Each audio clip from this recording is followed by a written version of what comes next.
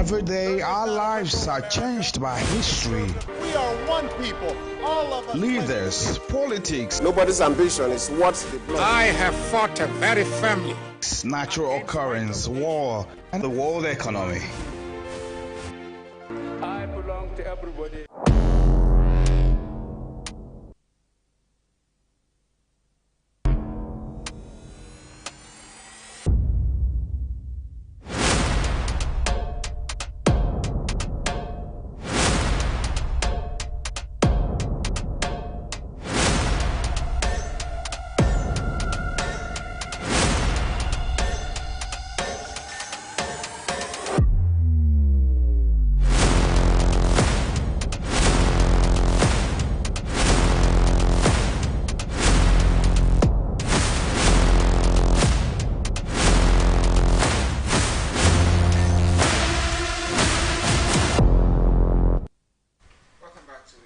Blowout this morning, where we're going straight from the Atlantic on matters of importance that we have at hand. And I promised you that today's conversation is going to be a very full and complete conversation, like we always do on the program. Yes, I told you we're not alone. I have with me my capable and Vivian Douglas. Vivian Douglas, good morning. Thank you, Ade. Good to be here. Yes, it's always a pleasure. And we have a wonderful guest in the house who have joined us. Someone who will be doing justice to this issue this morning. Our guest is Professor Clifford. Good morning, sir. Good morning, too. Good to have you here, Professor Clifford. It's my pleasure. Welcome to it. Thank you. All right, so first let's go to the very first issue we have at hand, that's concerning the 2023 court fixes November 1 to hear seeking Tinubu's trial over alleged perjury. Now, the Federal High Court sitting in Abuja has fixed November 1 to commence hearing on a suit seeking to compel the Inspector General of Police, IGP Usman Baba, to initiate a perjury case against the presidential candidate of the ruling All Progressive Congress, APC, Senator Bola Ahmed Tinubu. The court, in a ruling that was delivered by Justice Ian Ekpo, granted permission to incorporate trustees of Center for Reform and Public Advocacy, a civil society organization, to apply for an order of mandamus to compel the IGP to, in line with Section 31 and 32 of the Police Act and Section 3 of the Criminal Justice Act 2015, prefer charges against the APC flag bearer following an allegation that he lied on oath. Justice Ekpo held that an ex parte application the group brought before the court on Thursday was meritorious.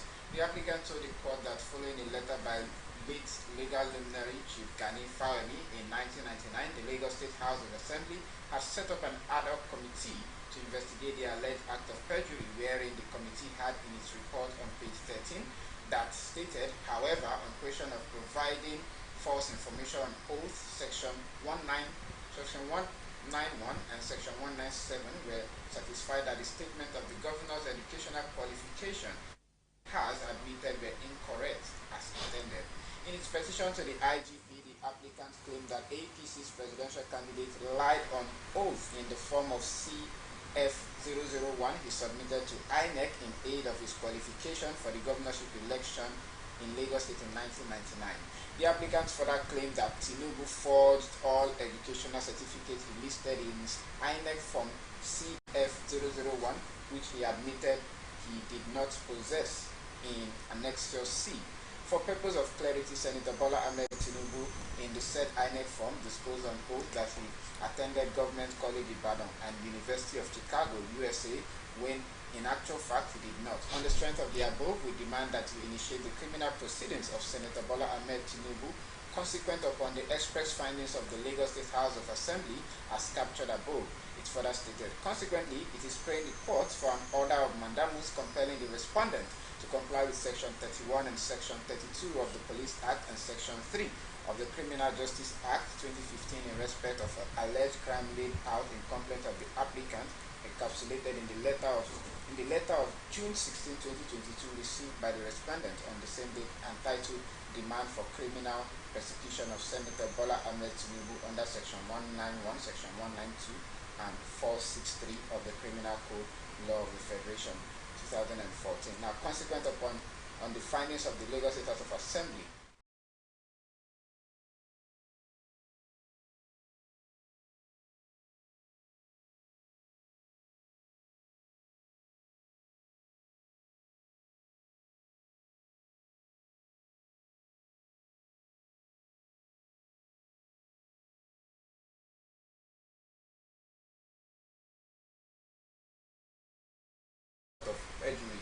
court in 1999 as regarding the details he submitted on his educational background.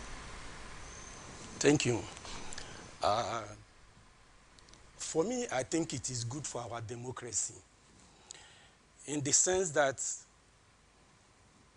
the court, what the court has done, of course you know that in the administration of criminal justice, it is the duty of the police to carry out investigation, and then where they suspect that, or where they have a reasonable cause to believe that an offense has been committed, a crime has been committed, they charge such person to court. Now, in a situation like this, what is on ground is the court has given permission that trial, that proceedings be conducted to unravel whether actually he perjured or not. So in this situation, what happens is that the trial can go on. That's what the court has said. So what happens after trial? What are the implications of the trial? If it is found out that because for now it's an allegation. If the allegation is proved, fine. That is the position of the law. So that's why I say it is good for our democracy. And again, it also goes to show that when we are interested in public office, our word should be our bond. We should be able to know what you say today. We should be able to count on what you say today, tomorrow. That's just the way I look at it. And that is basically the issue on ground. Because for now, nobody has convicted anybody. Prof. Yes. This issue has been on since 1999. That's over 20 years. That the present APC presidential candidate, Bola Ahmed Tinubu, is actually Senator Bola Ahmed Tinubu, because he was also a former senator, has been accused of perjury because from the same certification he presented when he was contesting for governorship and up till now, he hasn't come out to say, here is my certificate, or provide some form of authentication. However, this is not just about him. This is someone who is supposedly going to become our president in 2023. While all this is going on, where exactly does this leave Nigeria as it is? Where it leads us, one, our politicians or those seeking public office have to wake up in their dealings, both in private and in their public dealings. What they state, whether on oath or in ordinary conversation, should be their word. That it should not turn out to be something else. Unfortunately, these things come up or more generated when elections are coming up. The truth about it is that there are so many times when people say something, you and I do not believe they are saying the truth. So it does not necessarily need to be on oath. One's word should be his bond, especially when you want to go into public office. And so Nigerians, I think, are watching. They are watching to know where it will lead us to. Supposing, in course of the trial, it is declared that actually he perjured. One, it has implication for the party. It has implication for the ordinary Nigerian. And of course, the group that actually made this effort, they made it on behalf of all of us because they are asking for accountability. Is it true? For one, you know, what goes on generally, you see people even come with declaration of age continuously. It ought not to be so. It ought not to be so. So if somebody has said, I schooled at so and so place, whether it takes 100 years, whether it takes whatever, what he said then should be done. Because if you say you attended a particular school, that school should exist. University of Chicago is still in existence. Fine. So it is easy to find out whether he attended or not. It is very easy. The Ibadan Grammar School, I heard, is still in existence. Fine. Now, the reason why this has become a major concern for Nigerians, we had a president in 2014-15 who clearly didn't also have a certificate to present to Nigeria, but somehow he found his way into office. And this same government, and we saw WAEC even being, dragged into that. This same government is still trying to bring in someone to govern Nigeria for the next 4 to 8 years, someone with such questionable questions around his certifications and his age, as a matter of fact. Because we are seeing in his birthday where different officers who supposedly work with him were celebrating different age for him. While we're on that conversation about Tinubu's age, we're still back to his certification. However, do you, legally speaking, see a case in this if authentic certificate is not provided? Yes, I do see, but there is something we have to be clear about. There's something we have to be clear about. The need for certificate, the requirement. Just evidence to show you have a school cert. Yes, so when you talk about evidence, what are we looking at here? What are the evidence? Aside from the, how the Masari, the man who was supposed to be his, the first VP he picked, ended up saying that he was traveling and then he had his house documents, his certificate, and he was robbed on his way, and they met away with it. That's the story we got.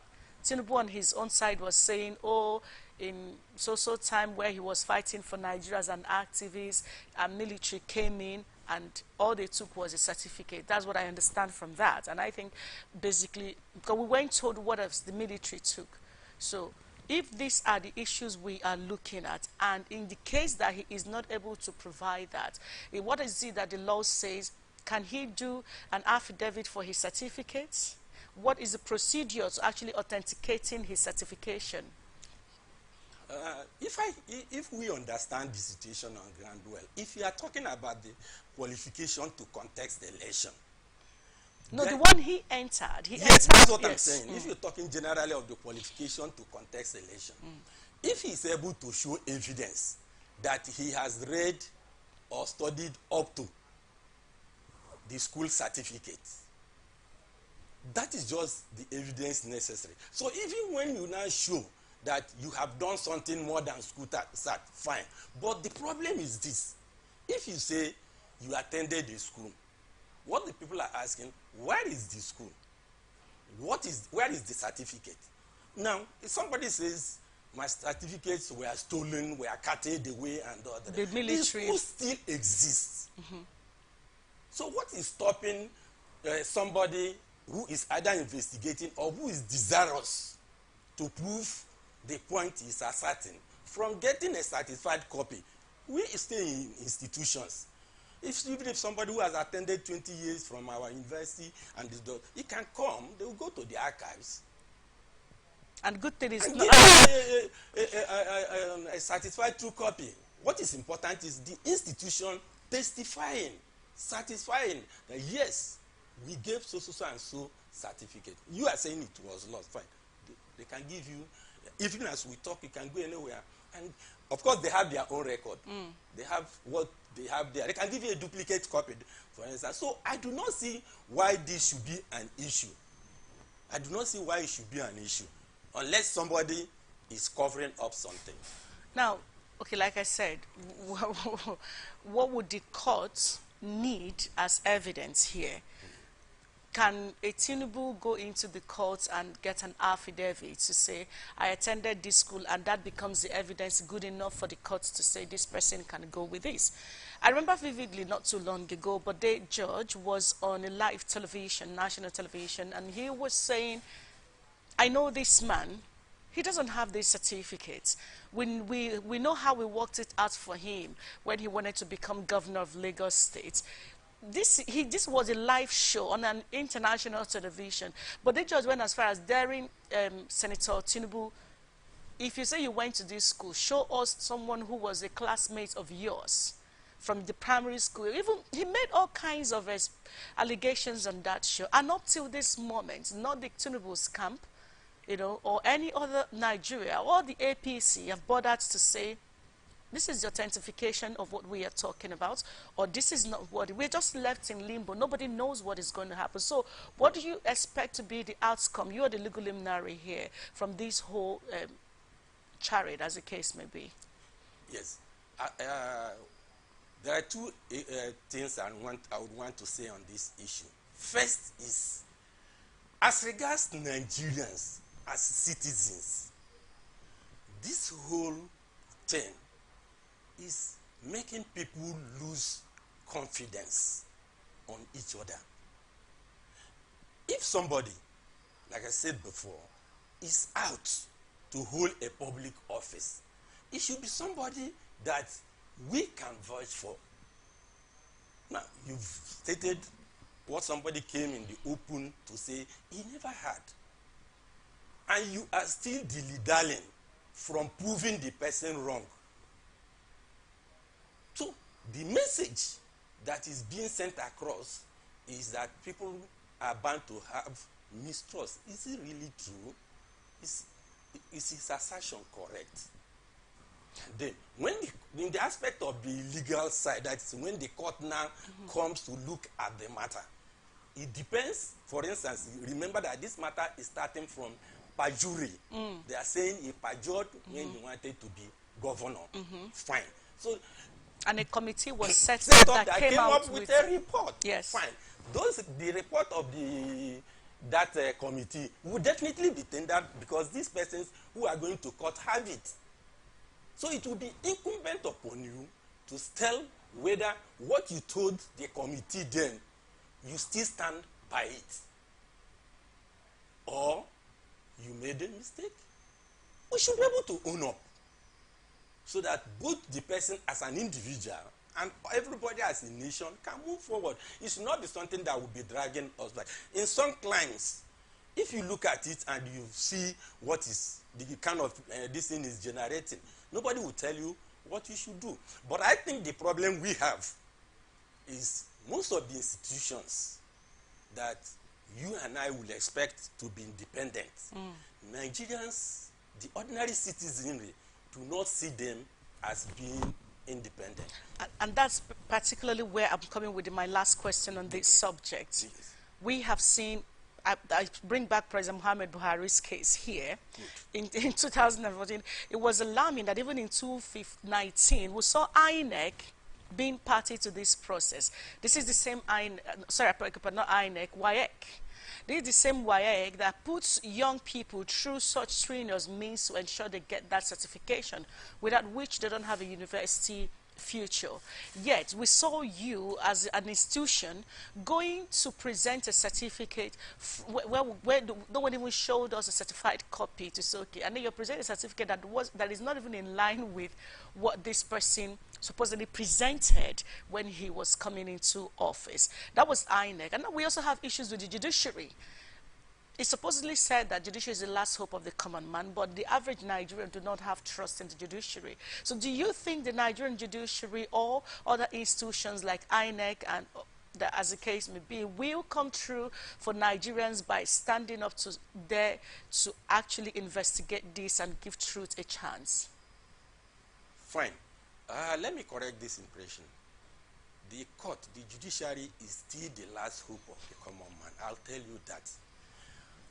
But see what happened is this. What happened is this. As a court, they are an unbiased empire. Are they?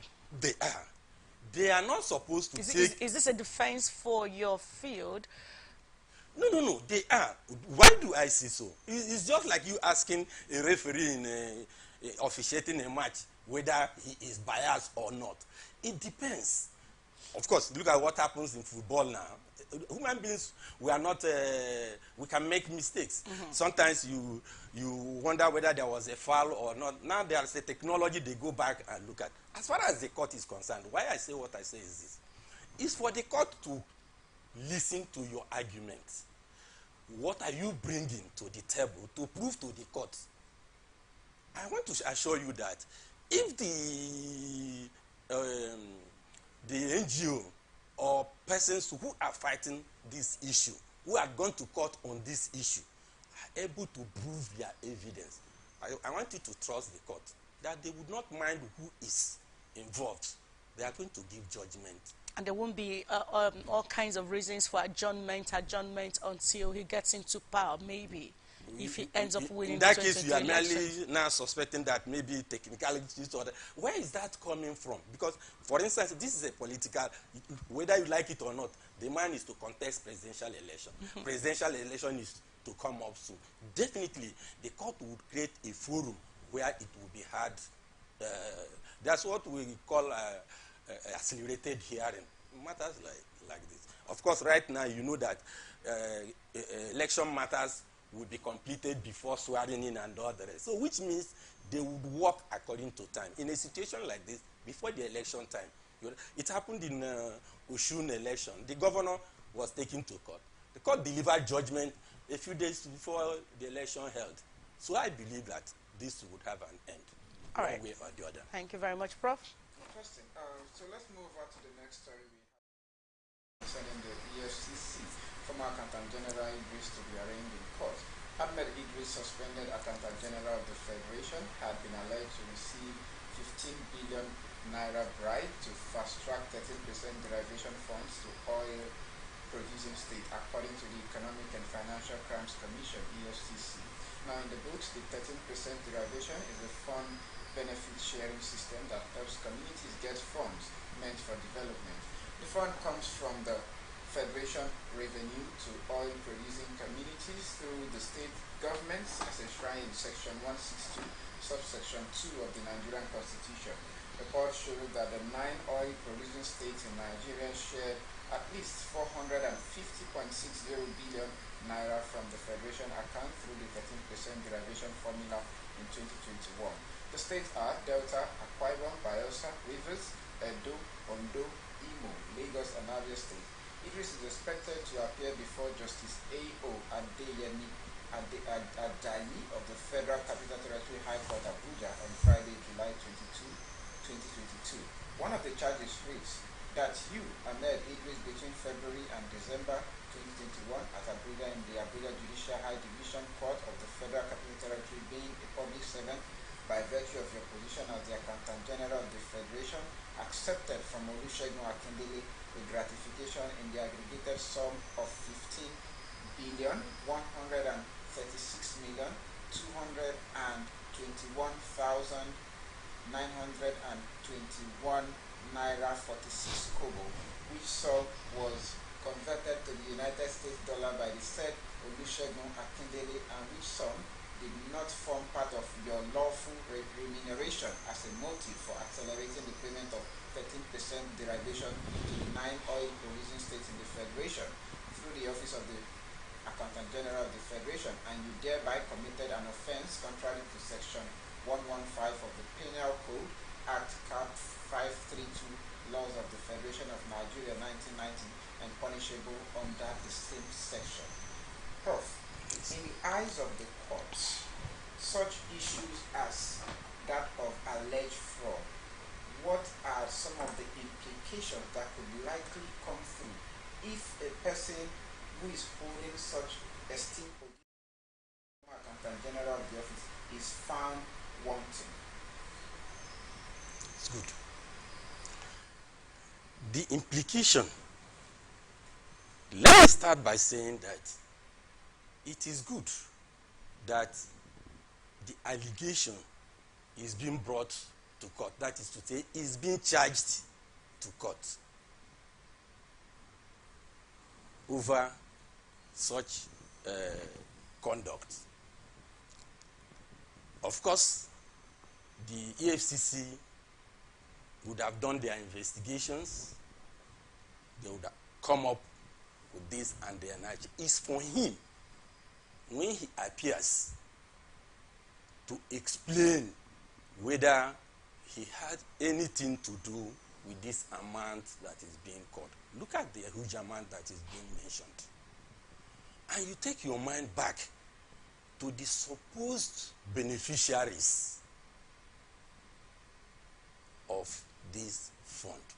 We complain every time. Niger Delta is not getting its fair share. The waters are polluted. These things don't happen overseas or in other climes.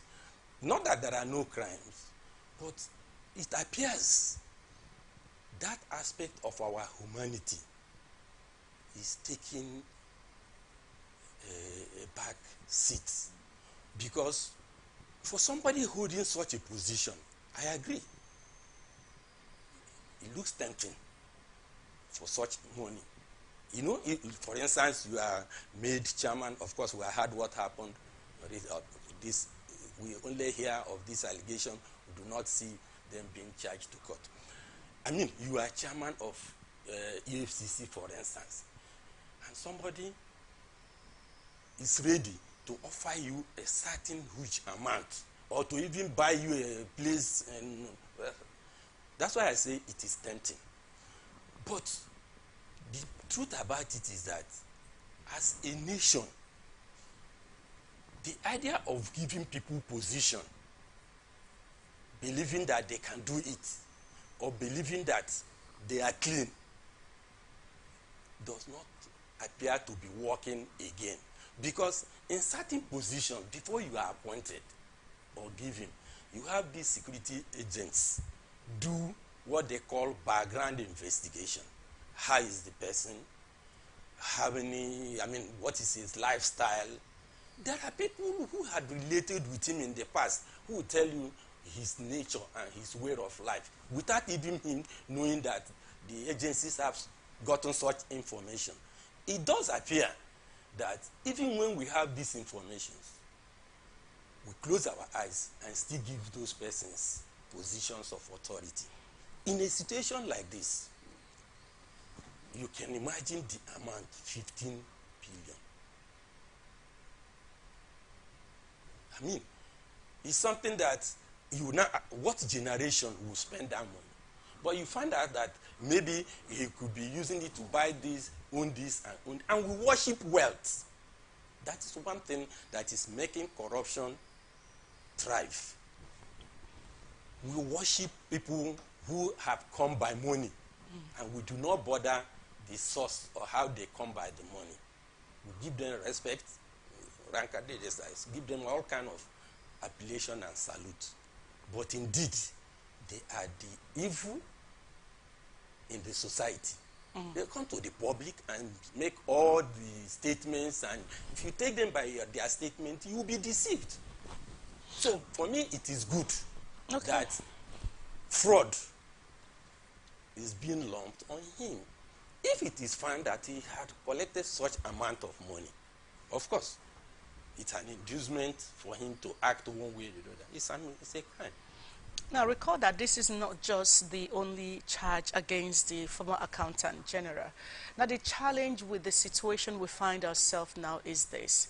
Every time you read such news, you hear of how people are able to move huge amounts of national money, Nigerians' money, money belonging to Nigerians, in an office that they are supposed to be custodians of, which is not their personal office. This is something they should be holding in trust for us. One thing that baffles the average person, especially under this administration, is this, and I hope you can help us to give into the move points again, where someone can easily move such money in the system without being caught while he's in, until something happens that will be, oh, he has been caught. So how, the loopholes, do you have idea? How did we get to this point? And what do you think can be done to actually check these assets? Because clearly the TSS doesn't seem to be checking